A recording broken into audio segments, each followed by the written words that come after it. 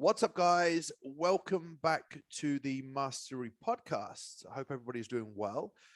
I'm really buzzing today. A lot of you have asked me if I could bring a very special guest on, because I know a lot of you will know who I'm about to introduce you to, but a lot of you won't. And I'm really glad that with the amount of people that listen to the Mastery Podcast, I'm going to introduce you to somebody who's going to have a huge impact in your career, and somebody who had a huge impact in mine and the team at M10. Michael Goulden, good morning. Good morning. Thank you, Mark. It's a privilege to come and speak to you. Mate, well, do you know what? It's a privilege to every trainer listening, because we were just talking about this back in 2014. I was having breakfast with Ben Pekulski. Those of you who don't know, very well known IFBB pro educator and bodybuilding yogi, as he calls himself now. And I said to Ben, what is one of the most important things that I could do for my bodybuilding? And he said, train as if you're posing. And I didn't really understand in terms of what he meant by the contraction element of training like that. And also, we talked about that for a little while. And then he said, go and do a coaching program called RTS. And I always do what people tell me to do, people that I respect anyway. And I went back and I got in touch with Michael, because Michael runs his business Integra in the UK. And Michael's been a coach a lot longer than me. And when I first met you, You can't tell by the baby face.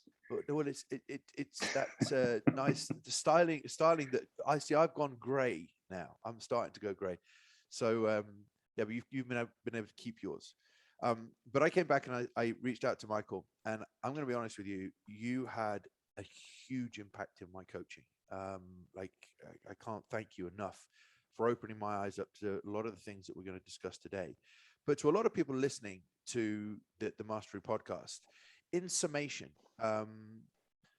who is Michael Goulden, and what is Integra?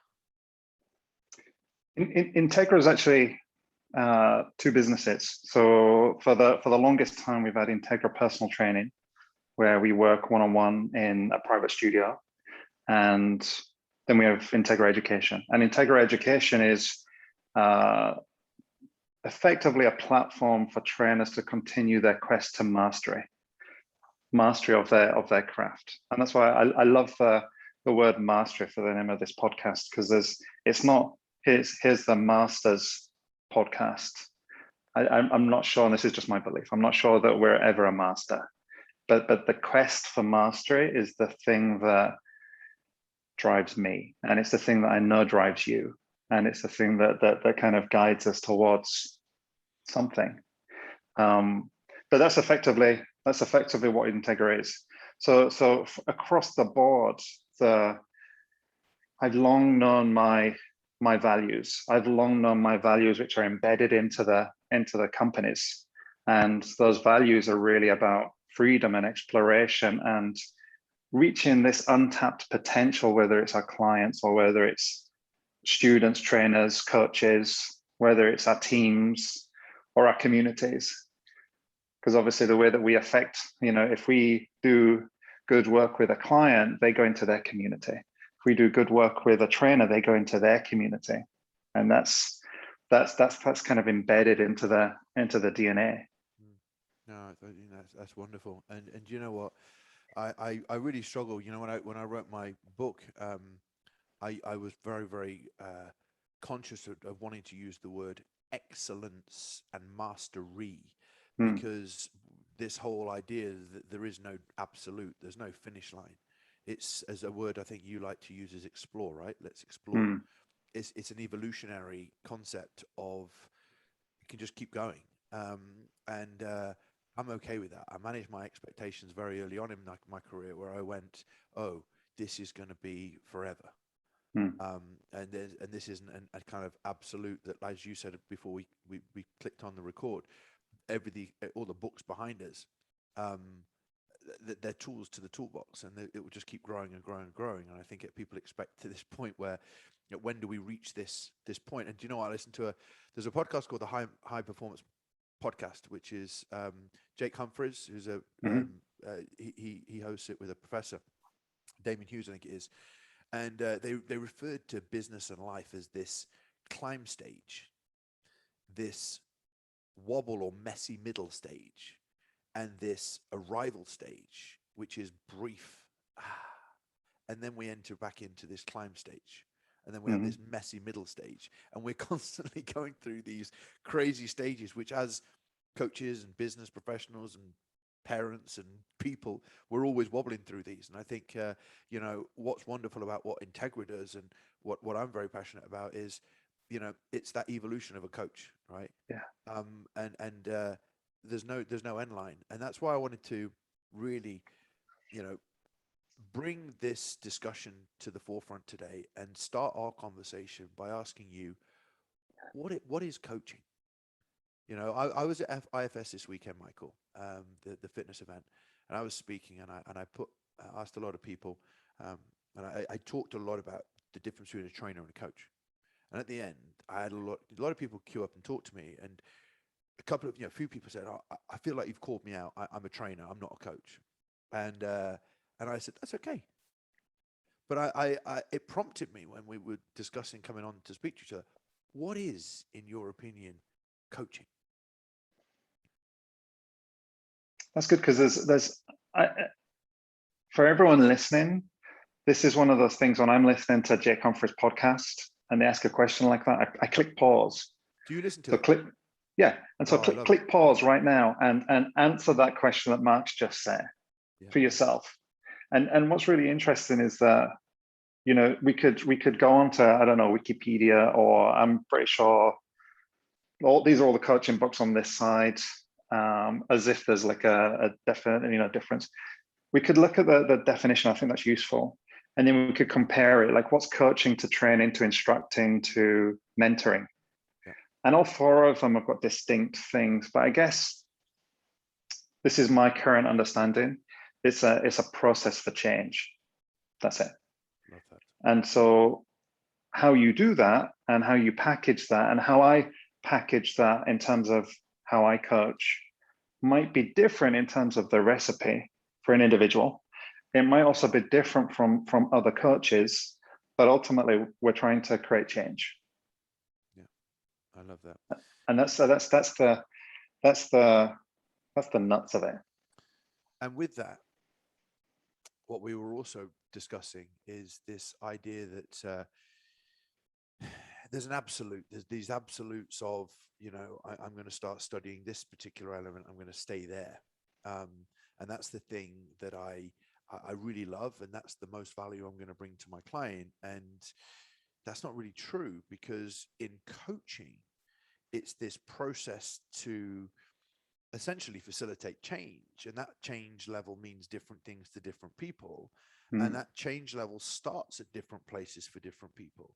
And you and I had a really great catch up recently and had a meal, and you got really drunk, and it was Standard. standard. Yeah, we are just crazy. No, it was a very great, lovely evening, really good conversation, but we really did get kind of deep into this topic of coaching and understanding this process and this variation of individuals that come into the coaching process.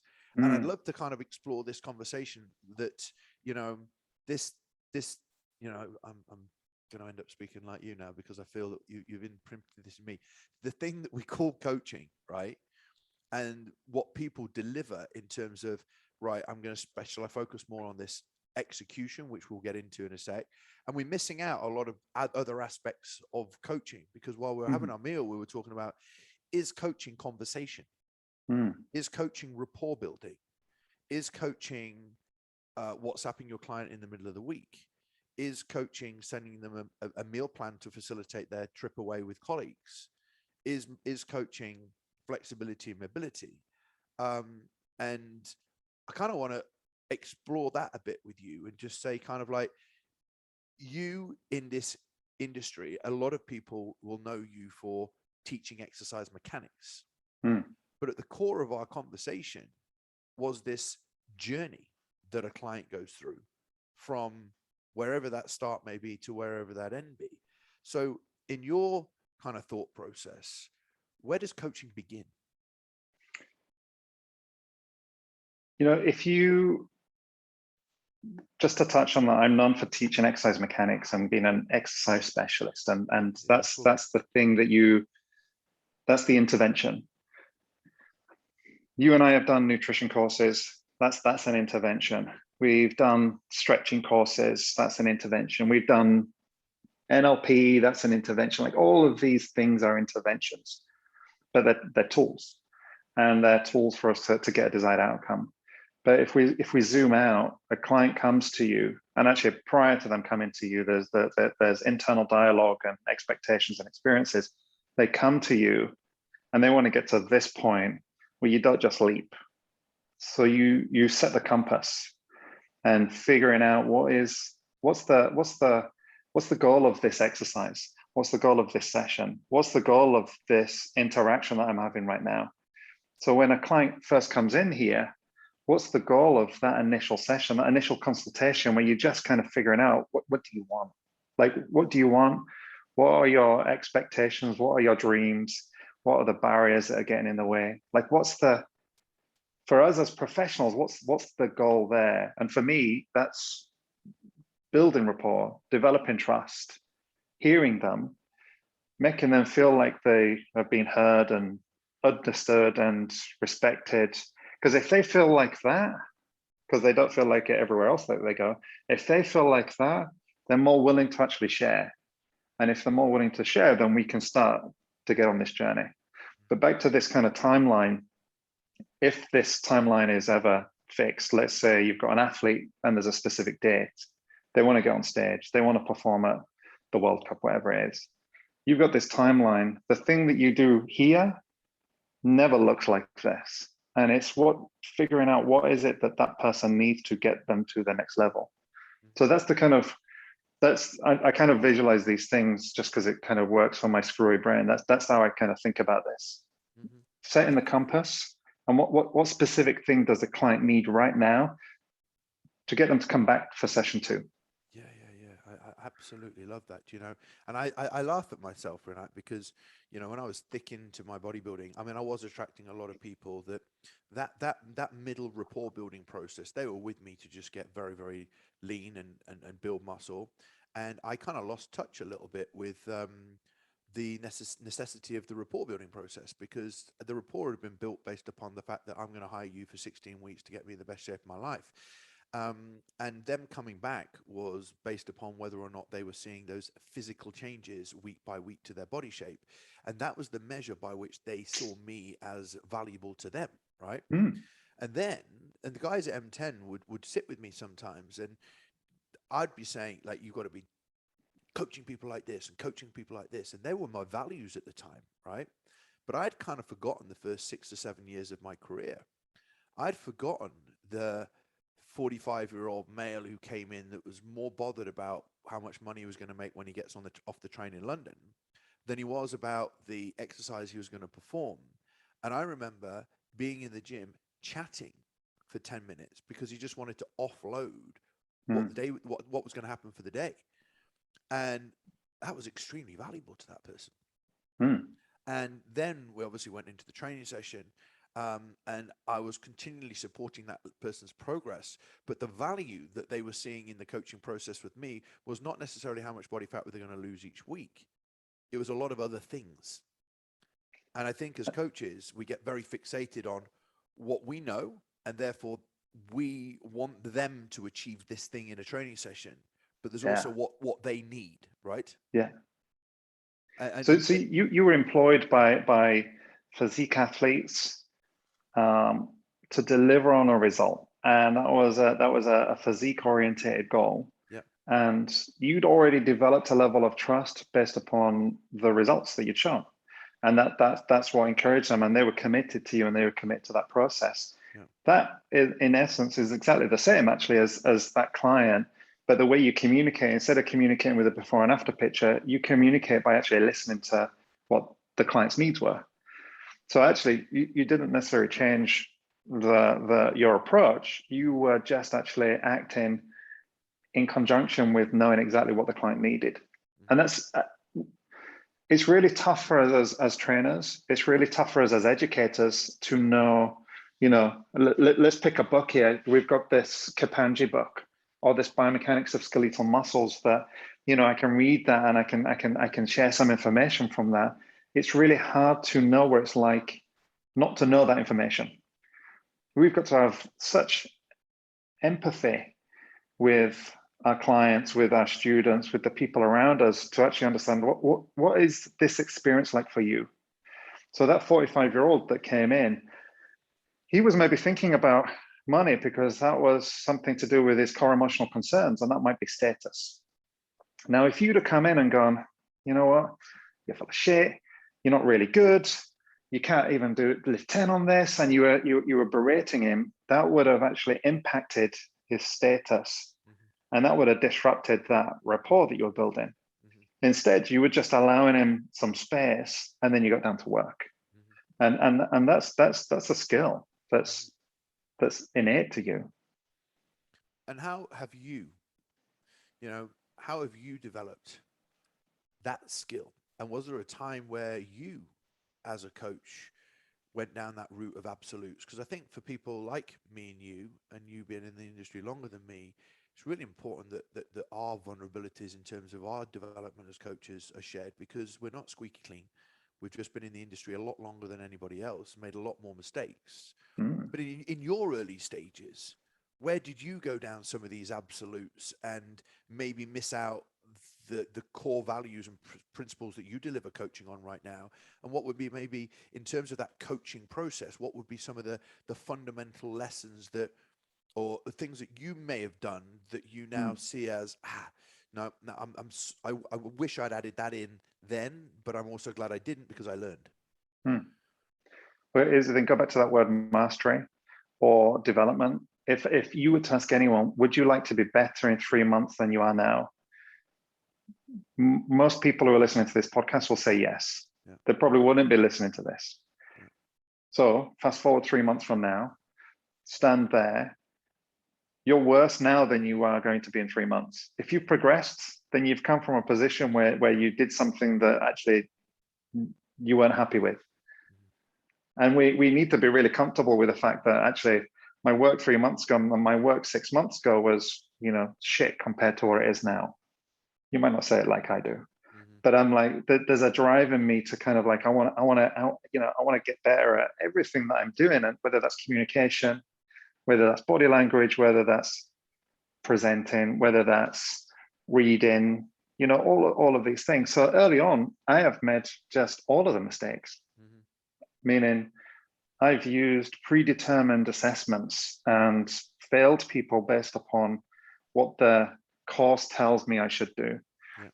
I've given people a nutrition program that I got from a book or a course. Yeah. Well, if you just follow this, then you're going to get results. Yeah. And I've kind of put my kind of blinkers on when the assessment didn't show improvements, or when the client was going, this is actually not working for me.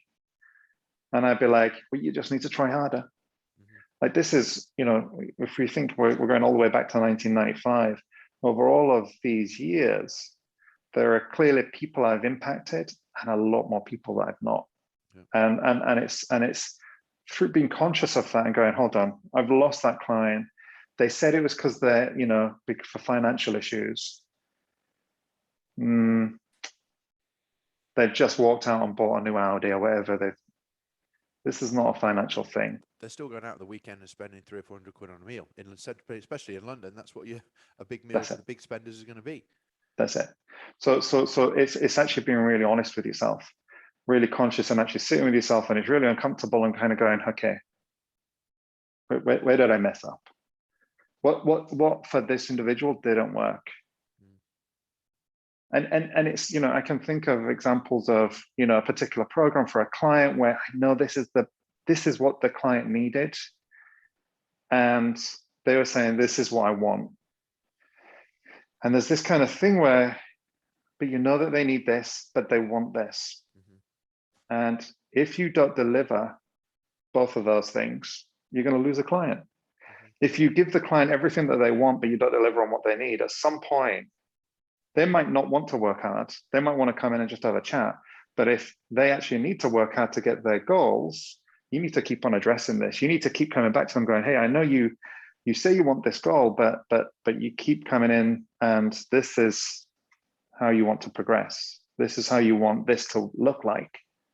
Are you sure you still want this? Like, we need to address, we need to speak to people, Mm-hmm. but we need to effectively wrap what the client needs with what they want. We need to figure out that kind of combination. And I didn't do that for so long. It's such an important thing you say there. Do you know what? We coined this phrase now. We just jumped out at me when I was talking to you. It's this conscious coach. It's a conscious coach that's consistently questioning what they're doing. Yeah. And with that, you're either a sheep, i.e. following a book and a predetermined plan, very much like somebody that will say, every time I change the program for my clients every 4 weeks, they want one every 4 weeks. And it's like, but what if that program's working for 5 weeks? What if that program's not working after 2 weeks? Do you keep going for 4 weeks and then change the next one for 4 weeks? No, I've always told that you should change a program every 4 weeks. And that goes back to that thing which you've always done with me is, really? Let's question that. And that brings back that conscious thought process of, are you as a coach delivering something that you've been told, or are you dissecting that into your understanding of what that means? And we said this, it doesn't matter what you do if it's appropriate for that person, right? We had that discussion, didn't we? And one of the guys at M10 said recently to me, he said, I'm caught on a video and my client's elbows are going backwards and it's not what a pull down should be. And I said, but at that time of the coaching journey, was that the most important thing for that person to be doing? And he went, well, no, because, he just enjoys coming to the gym. And I said, but we're not hurting him, right? And he said the same thing to me. Is like, but I feel good in knowing that even though our exercise might not look particularly great, but it's not dangerous, I know where that person is on their journey. So they're, as a coach, very consciously aware of what part of the coaching process that somebody's on. And I think that's an important thing for us to touch on, because there's a lot of overwhelm with trainers that they're not doing the right thing. Would you agree? Yeah. And again, go back to this timeline. This might be the final outcome, but you've got all of these process goals. Yep. So you have a client who comes in, they've never exercised before, or the last time they exercised was 15, 20, 25 years ago. You believe that the squat is going to be really useful for them. It's a cool exercise. You want them to squat. How their squat looks here is going to be different to here, and it's going to be different to here. If we were to make everything so perfect, where we overwhelm both ourselves and the client, that doesn't create an experience that either of us want to come back to. So if there are trainers listening and they're like, I've done foundations with Michael and I've done RTS with Michael, and there's all this information, and how do I use that? And I will say the same words 25 times throughout the day. This is not that you're going to go back and you're going to change everything. Because as soon as you start to try to change everything, it's kind of like, when I walked into the studio this morning, if I was really trying to think of all the things that are going on within my body, I'd just freeze. Because you've got this little talus curl, you've got this first MTP, you've got this knee, you think about all the muscles. Like, we obviously don't think about all that stuff. And so with our clients, if you think about communication, if you think about cueing, rather than going, okay, I want you to think about these 5 things, well, let's remove 4 of them. What's this one thing that person needs right now? And for this session, that might be it.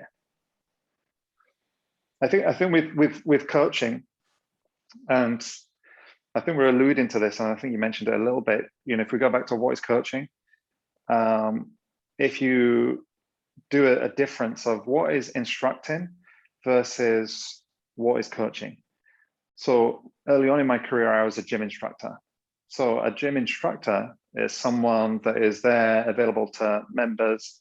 It's the training ground. It was such a valuable experience for me to have access to all of these people. And it might just be for one exercise, and then I'm going and I'm kind of communicating with someone else. That's your training of having access when you first get qualified. But instructing gym exercises, you're effectively telling someone what to do, and that's it. And so there's a list inside your head. So for a bench press, you know, your shoulders are at 80 degrees of abduction, your elbows at 90 degrees, you're grabbing onto the bar, you're taking the bar to your chest, you're locking your elbows out. There's these rules. Mm-hmm. Coaching is really more about how are you going to communicate. So let's figure out what's the need of the individual right now. What's the space? What's their internal environment? What's the overall environment that we're in? We might still want the thing to look the same by the end in terms of bench press and it's some sort of pec thing. But how are you going to speak to this individual? Mm-hmm. That individual may want you to be, okay, what I need you to do is this, this, and this. They also might need you to they might want you to go, okay, what I want you to do is just sit on the bench and I want you to kind of explore that position. How does that feel? That feels good. Okay, next I want you to, so that little slight tweak there in how you deliver the instructions is based upon the individual that's in front of you. Absolutely. I think that word coaching is communication. Human communication, and something that I even see with coaches, is part of my mentoring that I deliver, helping somebody to develop their personality and ability to communicate with many different types of people. Personal development, since I've been 24 years of age, has helped me turn into a chameleon. As Dan and I always talk about coaching as our chameleons. Yeah. We should be, in my opinion.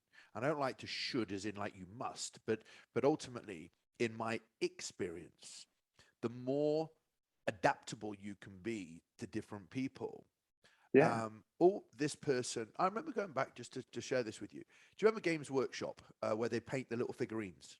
Yeah. I don't know whether it's still a thing, but we had a client years ago, M10, who was really into those. Quite an inward gentleman, very nice. Yeah. But he'd come in the gym and it's like, how do we now, as an individual, blend to communicate with this person to make them feel comfortable in an environment which is not where they're used to painting figurines, and communicate on a level that's not intense and overwhelming and scary. And this person was with us a long time. And it's like, I would often look at M10 and go, this is quite an intimidating environment, but somehow you want to keep coming back. And that comes down to communication. That comes down to somebody feeling comfortable. That comes down to somebody feeling not overwhelmed by the way that exercise is being delivered. And in a way that when they leave the gym and go to a different gym, that thing that you've just explained to me has been done in a particular way that I can almost replicate on my own. Do you know what I mean? Yeah. I think that's a lovely way of us being able to look at that, is because going back to conscious coaching is, I'm going to go and learn RTS and I'm really good at biomechanics now. And I'm like, where's the communication? So now I'm going to open this up to you, if I may, Michael, because a lot of coaches, the world, as you will have seen, you've been teaching RTS a lot longer than anybody else. Okay. Well, not as long as the founder. Not as long as the founder. No. But you've been teaching it certainly in this country more than anybody else. Yeah. And I see a lot nowadays in the fitness industry, and there's nothing wrong with this, because a topic of discussion that myself and the team had this week at M10 was this obsessive coaching. And I call it obsessive coaching because back when I did check, and they had the pressure cuff, remember? Yeah. And we lay on our front, and you had to test the strength of the TVA. Yeah. And if you didn't measure a certain number on that measure, then you were going to collapse and die. That's what my perception of it was. So I had people that were very overweight lying on their front, not being able to activate their TVA, and doing 45 minutes on the mats, and then going, okay, I'll see you next week. And they just came in and they just wanted to get bigger biceps. They wanted to lose weight, get whatever, but I was not helping them, right? I was not helping them, and I hadn't listened to the weight loss question. I hadn't listened to the stressed out at home question or challenge. I hadn't listened to the overwhelmed at being in a gym thing, but I'd put them on what I had studied recently, knowing that that would probably make me more of a specialist, and in turn, no weight loss, and in turn, not great retention. And in return, actually, I was nearly asleep on the mat for every session because it was so bloody boring. And with that, what I come back to this absolute aspect, referring to some of what I see nowadays, is I'm going to spend X amount of time studying this subject, and that now becomes my passion. And that passion means that you end up missing a huge aspect of what coaching is. So moving into this, realm of execution, I now see 55-year-old Sarah had 2 children, hasn't exercised for 5 years, coming in and being trained at a level of absolute execution, missing out a lot of this coaching stuff, as we refer it to. So what I'd like to open up with you and move into this realm, which is a very passionate and hugely experienced field for you, exercise execution, and how does that fit in to coaching? So there's a couple of things to think about there. One, we're working with clients, that client who comes in and they want fat loss, weight loss. We've got an array of tools that we've got. So we've got exercise, we've got nutrition, we've got an understanding of their lifestyle factors, their allostatic load, all the stresses affecting them, their sleep. They may share their interactions with people in terms of the stresses that they're dealing with. Some people will go down a route of looking at their blood markers, endocrine system, all of that stuff. So you've got all of these variables, but for a trainer, let's bring it back to 3. We've got exercise, we've got nutrition, and then we've got, let's say, lifestyle and mindset, mind flow. Yeah. So we've got those 3. So I want to get phenomenally good at each of them. Because if I just get good at one, exercise, and I become, I eventually reach the point where I can go learn from Tom Purvis in Oklahoma and reach a point of mastery, which is the starting point for mastery in terms of the RTS journey, that's phenomenal. But if I just do that and I don't do, there's a 4th one. I don't work on my ability to communicate with a client. I may be able to quote research, but I'm not going to be able to communicate based upon the client's needs. If I just dive in and I go do, I don't know, whatever nutrition thing that you can think about, and I just dedicate my whole life to this, I'll miss out on this opportunity to the simple fact that the other part of the equation is exercise in terms of how we apply forces to this, to anatomy, how we apply forces to a human. As soon as we start to dive down and deep down into something, which is not a bad thing, if we do that at a cost to everything else, then our business loses and our clients lose. And that might be the other way around, because if our clients lose, we're not going to attract new people because we're not going to get results. We're not going to retain clients. So if the goal for education is to make change within our industry with our clients to help them get towards their goals, we've got to keep on coming back out and see, where does this fit in? Now, I've long had a passion for looking at behavior. That was prior to even finding RTS and looking at communication. And so I deep dived into courses, and there's a ton of books, and then there's a list of about 500 on Kindle of stuff to dive into. But if I did that, and the shit that I was delivering to clients was just haphazard exercises, that might be okay for a 12-week program. But there's going to be a point where that client goes, this is not helping me. This is hurting. And that's what I experienced. So I went through that journey of actually, back in 99, I did 2000. I think I still got the textbook down there from NASM, and following their rules, and then following the rules of Paul Check, and then following the rules of, and I kept on applying these rules without actually understanding the intricacies of the exercises they were prescribing. And for some people it worked, and some people it didn't. So I think, just to kind of like recap there, if we got to know what we do. Why do people come to us? What is it that we're actually selling? And if we understand what we're selling, what we're getting paid for, then we can measure it. And if we understand that, we go, hold on, what are the things that I do that are part of this? The way I email a client is part of my marketing. It's part of my branding. The way I, I'm barefoot in the studio, that's just part of my branding. There's a reason why I do that. There's an intention behind it. There's an intentionality, if that's the right word, to everything that we do.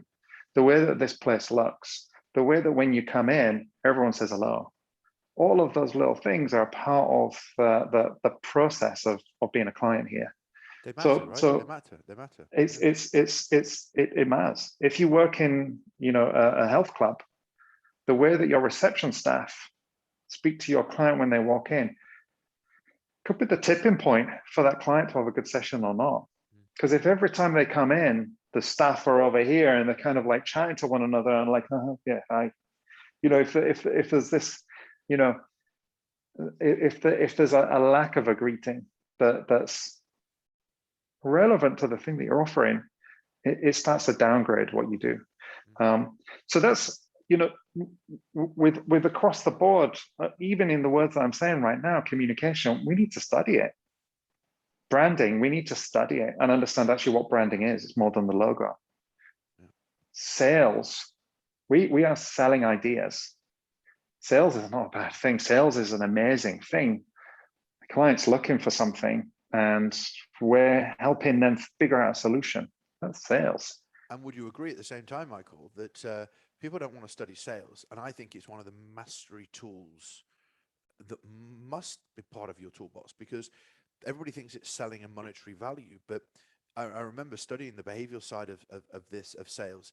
Study is helping a male or a female commit to you in a relationship. Sales is helping somebody see a long-term vision as a PT for your coaching client. And if you actually are able to paint that picture of what the future looks like for somebody with NLP, the future pacing methodology, of helping somebody to picture where they are, it's a sales strategy. Because if I can buy into you for 6 months and want to turn up every single day, I've sold that thing that you want, the outcome. And I think it's such a true thing you've just said. So true. Even with that sales process, you've got selling back and selling forward. So you're doing deadlift now with me, and you've just lifted, I don't know, 150. Do you remember 3 months ago that you were just lifting 125? And you'd be like, oh, I completely forgot about that. Look how far you've come. That's not necessarily going, look how amazing I am. That's actually, you put in the work, you dedicated yourself, and look at the progression. Okay, now we're going for 175. And that selling back and selling forward, you're basically, this is all about ideas. If you go to how we communicate the framework or the process of, okay, I come to you and this is the goal that I want, you have to sell the idea. And the idea is, the promise is, if you stick to this process, you're going to get this thing after. It's kind of like if what's the promise of that shoe? Because when you buy it for however much that costs, there's a promise that's a part of that. That's part of the sales process. There's a promise to, if you go to a really good steak place in Nottingham, there's a promise based upon the name, based upon the chef. And there's definitely a promise based upon, I'm going to invest in business mastery with Mark Coles. There's an integral promise. And whether or not your reputation progresses or regresses is whether or not that promise is delivered and consistently. Yeah. And so there's a continual opportunity for you not to kind of go, see, we're, you know, this is not about you're desperate to keep your client. There's a quiet confidence that actually we did some interventions and this worked and this didn't, because you're measuring stuff. But here's what's happened up until this point, and here's what's going to happen going forward. It's the continual navigation around where the client is in their journey. I love that. Another thing with the communication, and I think with coaching, that I think gets missed out, but is not. I think it gets missed out in terms of our industry, but it's not missed out when we go down different avenues of self-development. That actually you as an individual are showing up, and it's you, your whole being, your whole self, that's showing up to that session. And so if you come in and you are so unaware that you're not able to focus, if you're so unaware that you're not able to maintain eye contact, or you're unaware that you're just lacking confidence in what you're doing, that's going to bleed into the external environment, which is going to bleed into your client. Because you're going to go, I think, you know, I'd like you to do this exercise. And they're going to be like, dude, I don't think I should do this.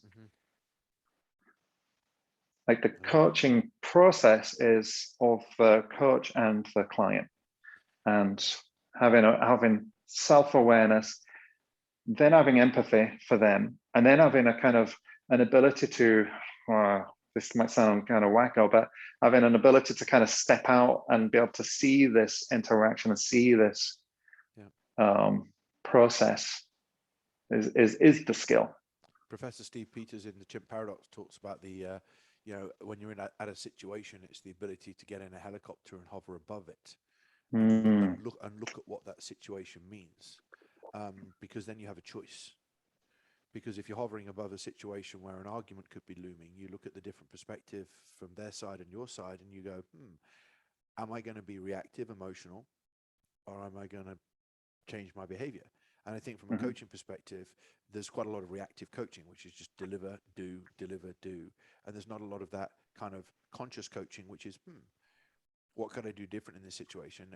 And what I love about this, and I just wrote a little note down here, was this, going back to this idea of isolated education, is if we go and learn a subject, but we don't learn maybe how far away to stand from that person who's low in self-confidence, maybe that we're going to go through something one day and we don't want eye contact when they come in, but that's a really important deal breaker for them, whether or not you make them feel like they should be there that day. You know, I've had a client come up to me before, a female client. I remember specifically the person, and she arrived with this expectation that she was just going to have this great conversation with me when she arrived. And then within 5 minutes, I remember I was coaching somebody at the time. I acknowledged when she came in, and she came up to me straight away. She goes, well, why didn't you come and say hello? And I was like, well, I acknowledged. And I was like, well, that person really values that. Yeah. And then it was like, from now on, that's going to be my main priority when that person comes in.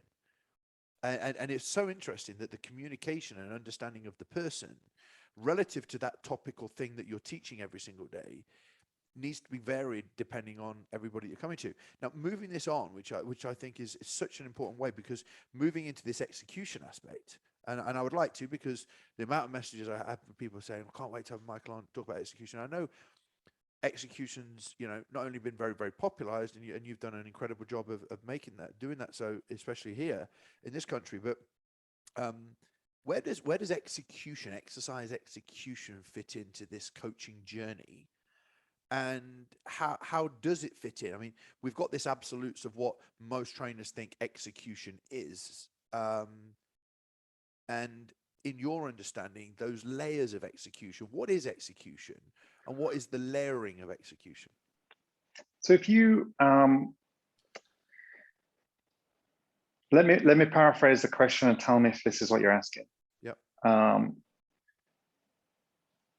If a trainer starts to understand all of the variables within bench press and becomes some militant at making sure that bench press is perfect to hit the clavicular division of pec major. Let's just kind of say there's a specific goal there.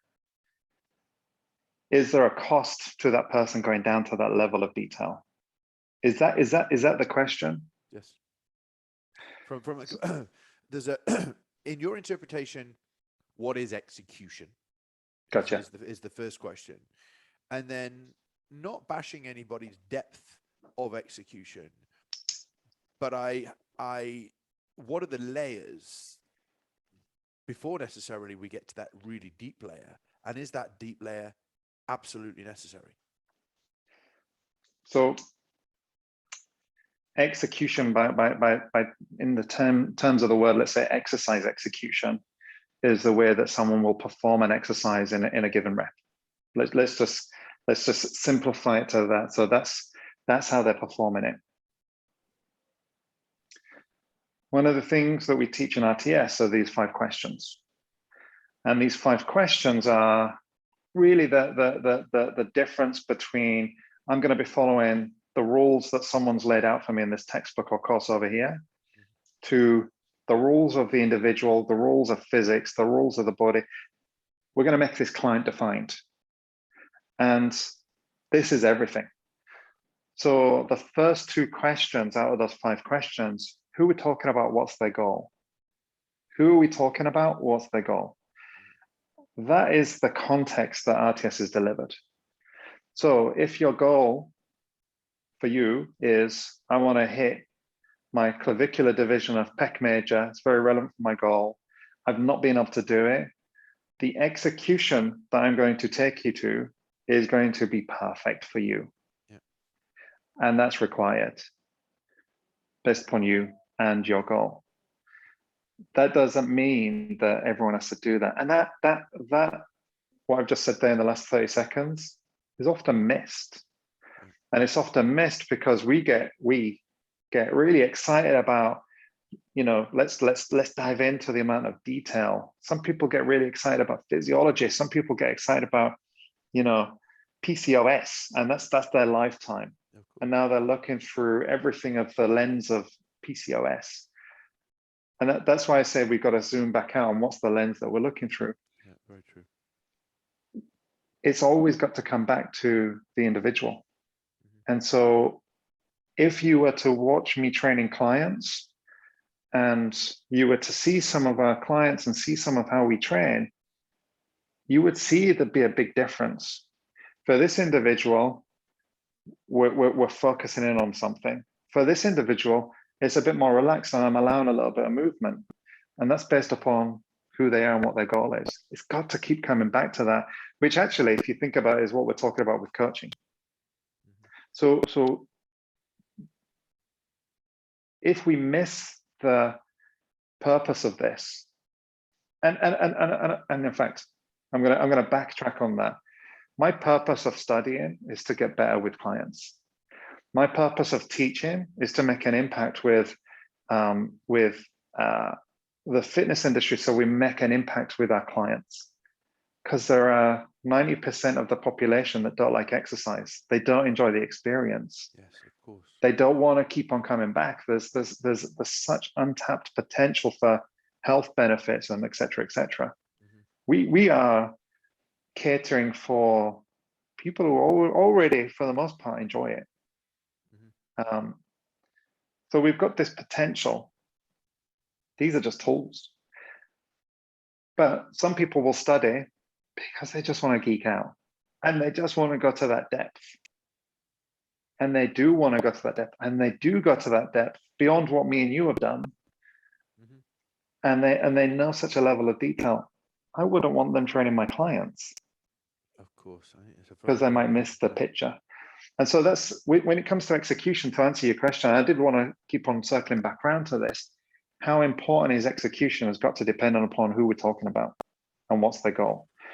And I can't, it's hard to be any more specific than that.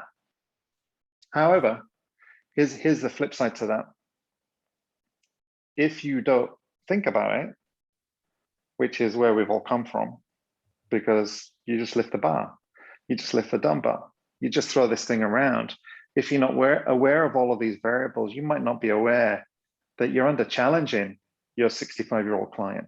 You're under challenging your 18-year-old client. You're kind of wasting the time. Yes. They're not going to get results. The way that they're executing that, dude, my 7-year-old boy can lift more than that, and he can control more than that. So it's that balance between you learn all the tools, and now you've got your toolbox. Carpenter, I can't imagine that carpenters will kind of get around, and they're up in the toolbox and they just go, we got to use everything. Or no, throw it away. We're never going to use these again. I mean, that would just be ridiculous. But we seem to have this kind of idea that we need to do that. But the execution, it's bringing back to the word that you mentioned. It's about actually being conscious. Like, what is it that you're trying to do at this point in time? What's the goal of this exercise? I love that. I think a lot of coaches would be desperate sitting here thinking he's going to talk about muscle fiber directions and origins and insertions. He's going to talk about, muscle hypertrophy and all these things, but you've just gone straight back to, it just depends. It depends on who we're talking to, depending on where we're at. And this consequence which you've just described, which is a really, really important thing. And I must admit, when I did functional medicine with the Institute of Functional Medicine, I went away and studied over in Florida. It was an incredible event. And I came back and I started to do this absolute thing where I was like, I'm looking for all of the problems that you've got now. And I lost touch of the person, the goal, and why they were with me. And my ego got in the way. And before I knew it, I had everybody going on a completely different course, which wasn't aligned with their goal, which really contradicted the reason that they had invested with me in the first place. And then I started to scale that back. And as I went through my career, I started to notice these small periods of time, which got shorter and shorter over time, where I would obsess, absolute, regress, realign, add into my toolbox. And then it just got bigger over time.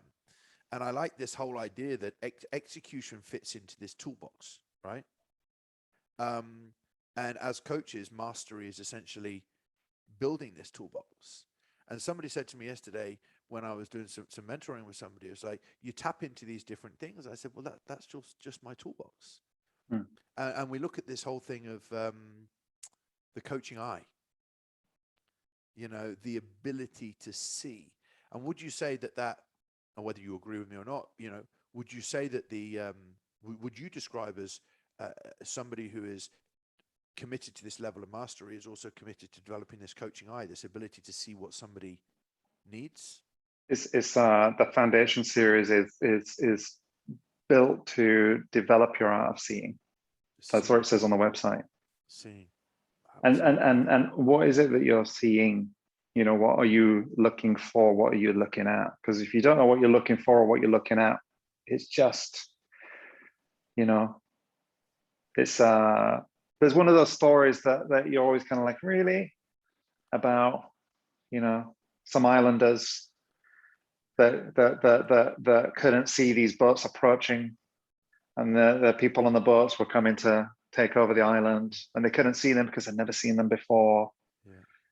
And it's one of those stories that might be just a useful analogy, and actually is not true, but it's kind of the same thing. Did you see that the spine was moving there? Did you see the deviation? Is that okay? Is that not okay? The thing when you think about, the biggest intervention as a trainer is exercise. At all times, there are properties, there are mechanical properties that exist. So we've got inertia. And inertia is one of those things that the faster I move, the more it becomes influential. Someone's doing a pull down, kind of 1 second down, 1 second up.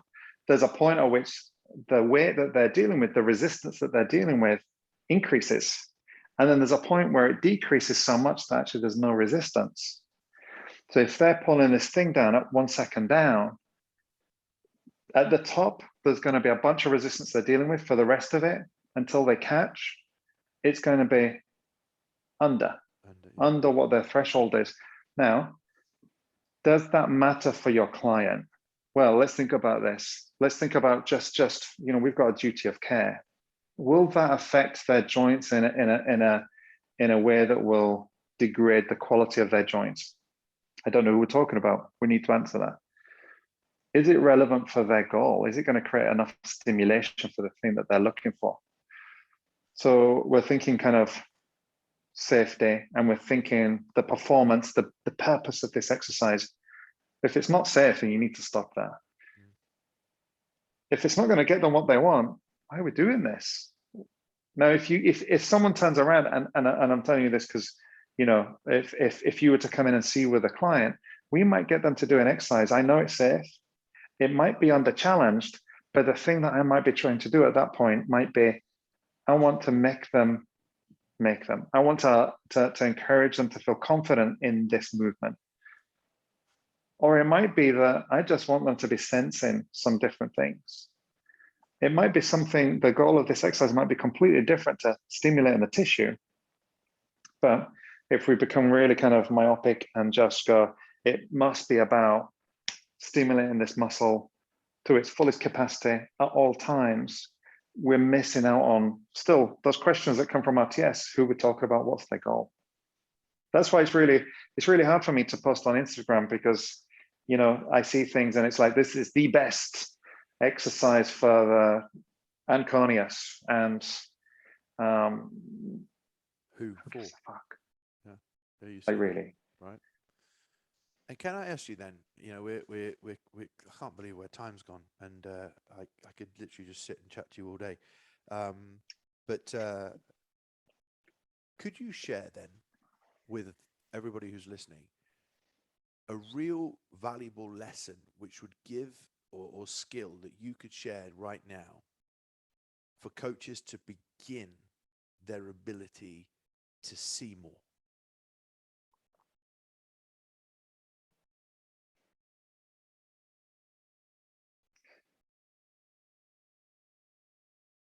one of the things that we do, and I suggest this after people have finished foundations, however you do your programs, let's say you use an iPad, you open up a text file, and as the client is doing their exercise, you stay present. And in your mind, start to list the things that you see. And that's at the same time that you're giving them a cue. And that's at the same time that you're being present with them. And then in the rest, make a quick note, might be a sentence. If you're using pen and paper, write down a quick note. And that's it. Meaning the first art of seeing is noticing. Love that. That's a therapy kind of state. The first art of you actually seeing something is that you notice it, and that's it. You don't have to do anything. Yeah, so true. But that's it. And do you know what? I remember this. If I saw something, it's so funny you say this, because I remember doing it. Why? What does it mean? Where could I potentially go to find out what that means? That's it. Yes. You don't have to fix it now. You don't. But it's so amazing that you've said that. I mean, we've never discussed this, but I had a desire, whether it's now with what I do, whether or not it's back then, when I was coaching in the beginning days or whatever, but I'm going to use your language here. I see this thing. I don't think it's right, but it may be right, but it's created some questioning in my mind. Can I explore that? Yeah. Because at the end of the exploration of it, I may have said it's okay. You said this when you were at, when you came to do RTS again at M10. It may be okay. I think we talked about flat feet, and you went, maybe okay.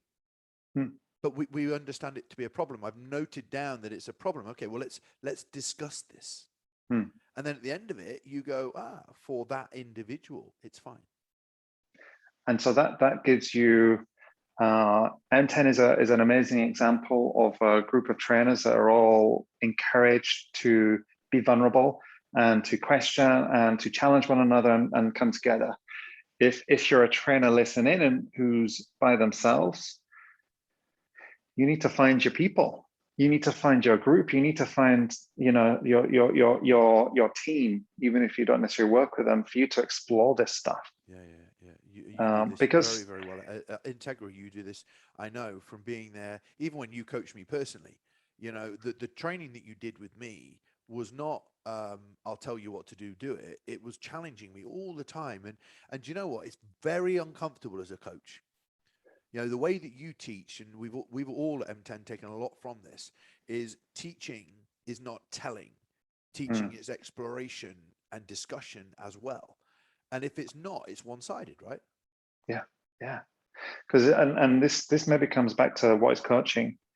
Coaching, from my perspective, is the same as teaching, and it's a facilitation. What are we facilitating? Well, I may have some expertise, I may have some knowledge that I can impart, for sure, absolutely.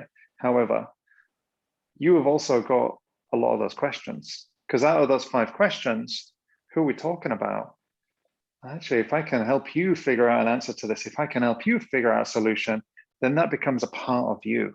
Yeah. You actually take responsibility for this process. You actually take ownership. And if you take responsibility and ownership, meaning you don't give the responsibility to me for your success or failure, if you actually take it, then long after our professional relationship is end, you will continue on.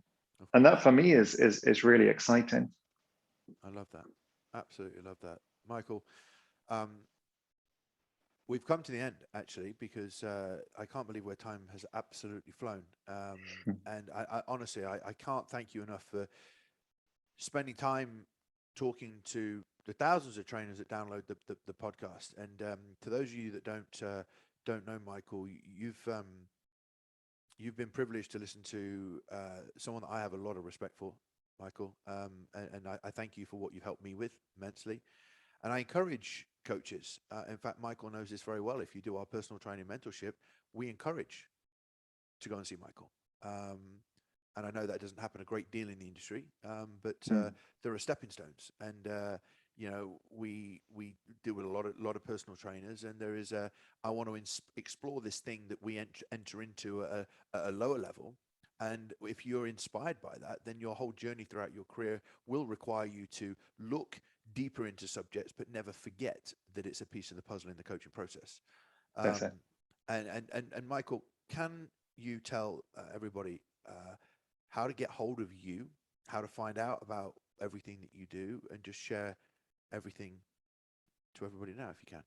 Sure. So the easiest way is the website, integra-education.net. And we do have an Instagram channel, which is currently being rebooted, integra.education. Amazing. Guys, I encourage you to get involved. And the M10 guys, we've studied a lot with Michael, and I know Ant still logs in and spends time listening to you exploring. And he does. He just these deep explorations. And I just encourage everybody listening to the podcast today to please open your mind to being an explorer and not necessarily being an absoluter. And get ready for a journey that is never ending, but without doubt incredibly exciting, right? And that's what you do. That's what you do, and that's what you encourage people to do, and you show people how to do it. You are guiding people into the unknown. And what is the unknown? So if we have a particular, this is our bubble right now, this is everything that we know, this is our experiences, this is our expectations, this is what we've been taught from a young age all the way up until now, it's really hard to see what we don't see. Of course. And one of the things that you always do is go, what am I not seeing? And being able to see what you don't see is stepping into the unknown, which could be scary because it's comfortable to be in a familiar place, but you are absolutely inspiring in terms of your ability to guide people and your own personal journey, which is very inspirational for me. So thank you very much Oh, for being there. it's a pleasure to to know you and have you as a friend and colleague in this industry, and I'm very grateful for our relationship that will continue to evolve. And guys, please do check Michael out. Please come back over and listen to this episode again. Don't just say, "Oh, I've done it, I've done it." This is something actually that you need to listen to multiple times, because I don't say that to every episode, but please do that and please let it sink in and contribute to this incredible industry of coaches. Not necessarily, if you choose to be a trainer, good on you. But if you choose to explore the world of coaching, this will probably be one of the most valuable podcasts you'll listen to in your whole career. And I mean that. And please do us all a favor, Michael and myself. Please share this episode. Yeah, Tag everybody on social media. Tag Integra, tag M10, because just want to help more trainers. That's what we're both in this industry for. And the funny thing is, Michael's an educator, I'm an educator, and understand this. We're complementing each other. That's what's mhm, wonderful about this industry. We don't have to be solos calling people out.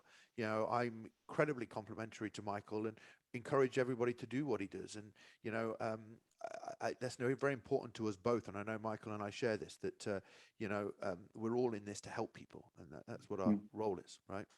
Um, but Michael, thank you. I My really, pleasure. really Thank appreciate you. your time. Thanks.